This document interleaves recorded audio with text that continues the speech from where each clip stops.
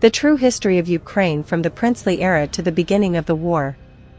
Introduction. Dear history lovers, this video series presents the true history of Ukraine from ancient times to the present day.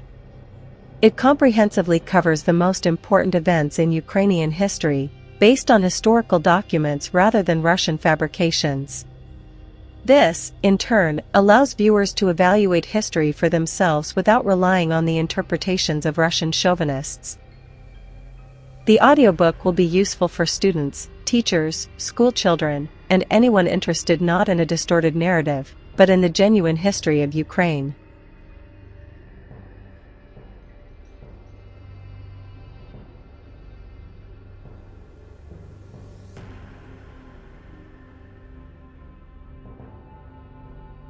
The origins of the Ukrainian people.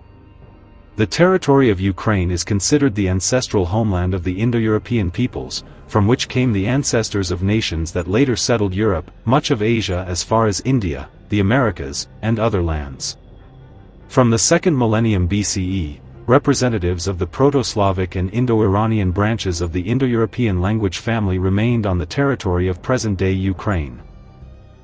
The Ukrainian historian Mikhailo Hrushevsky, followed by the broader Ukrainian scholarly tradition, concluded that the Ukrainian people emerged during the era of the Ontes tribal union, which from the 4th to the 7th century encompassed most of the territory of Ukraine. Hrushevsky argued that Ukrainians as an ethnic group were formed through the interaction of Slavs and Sarmatians within this tribal union.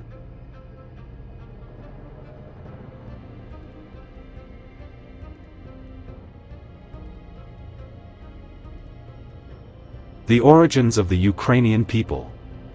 The territory of Ukraine is considered the ancestral homeland of the Indo-European peoples, from which came the ancestors of nations that later settled Europe, much of Asia as far as India, the Americas, and other lands.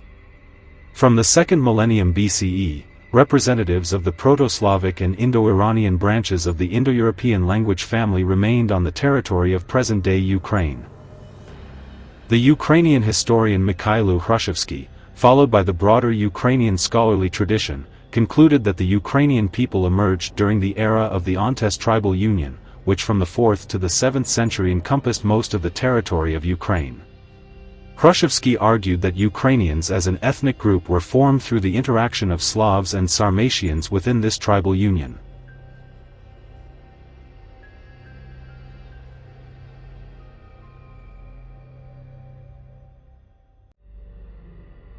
Proto-Slavs, Indo-Iranians, and the formation of the Ukrainian ethnos.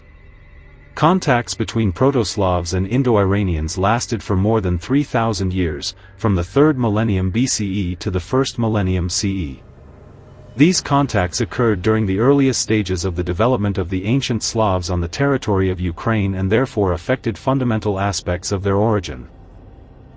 The first historically recorded period of peaceful coexistence between Proto-Slavs and northern Iranian peoples took place during the existence of Great Scythia, from the 7th century BCE to the 3rd century BCE.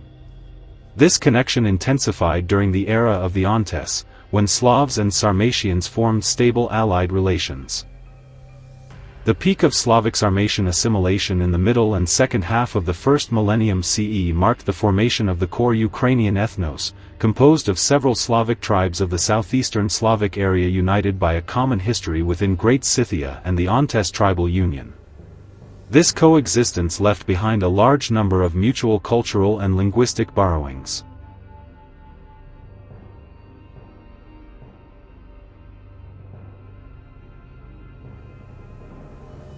The legacy of the Scythians and Sarmatians.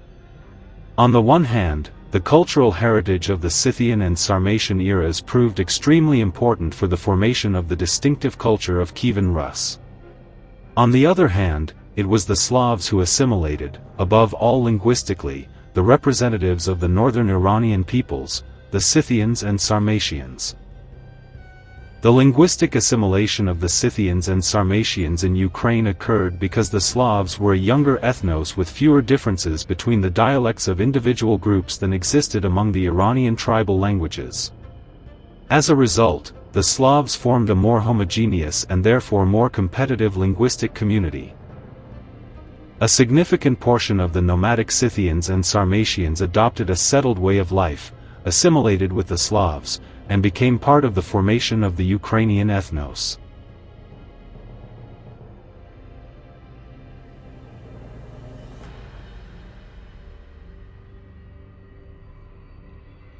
The expansion of the Slavs and the foundations of Rus. The location of the main settlements of the early Slavs in the forests of Volhynia and Politia protected them from the many upheavals that regularly affected the populations of the steppe and forest steppe zones of Ukraine.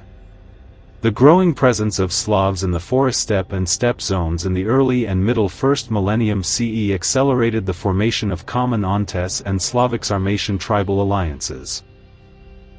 The sharp increase in the Slavic population during the middle of the 1st millennium CE and their spread across most of the territory of Ukraine became a key part of the ethnic foundation of Rus.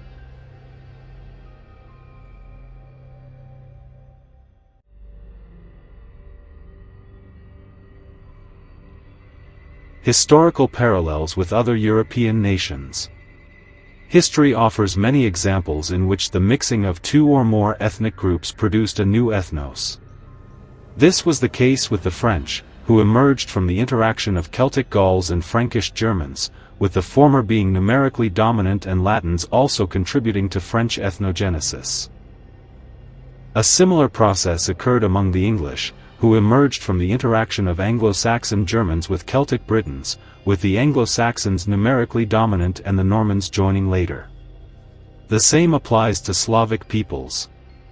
Modern Bulgarians, for example, emerged from the interaction of Slavs and the Turkic Bulgars, with Slavs numerically dominant and earlier ethnic layers of Thracians and Greeks also contributing. Czechs are the result of interaction between a numerically dominant Slavic population and Celtic groups, with a minor contribution from the Turkic Avars.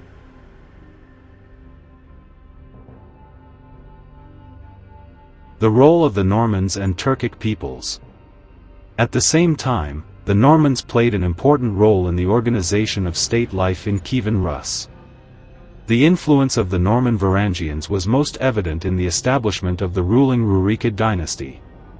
Later ethnic influences on the Ukrainian people, after the Slavic assimilation of the Sarmatians had been completed, were far less significant.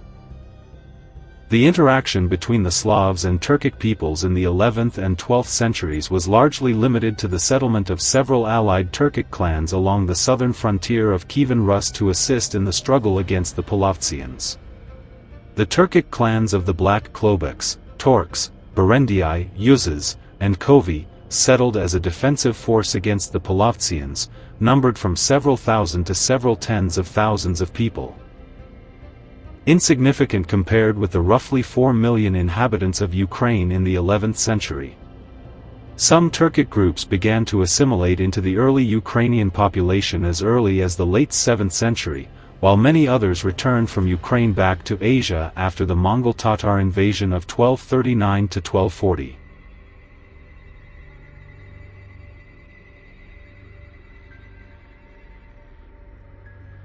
Later ethnic developments.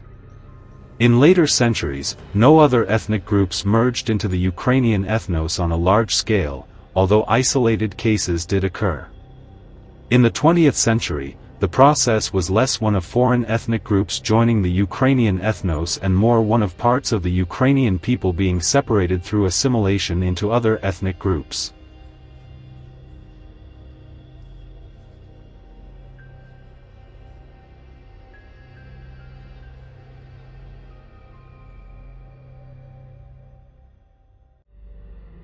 Conclusion: the formation of the Ukrainian nation. The Ukrainian ethnos is the result of interaction between the Slavic and Indo-Iranian, or Scythian Sarmatian, population groups in ancient times. For at least 3,000 years, the steppe zone of Ukraine was inhabited by Indo-Iranian tribes, while the forest zone was inhabited by Proto-Slavs.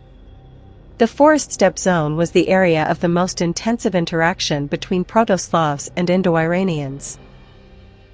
Neither the Proto-Slavs living in Ukraine before the first half of the 1st millennium CE nor the Scythians and Sarmatians were Ukrainians in the modern sense. However, both groups were direct ancestors of the Ukrainian people.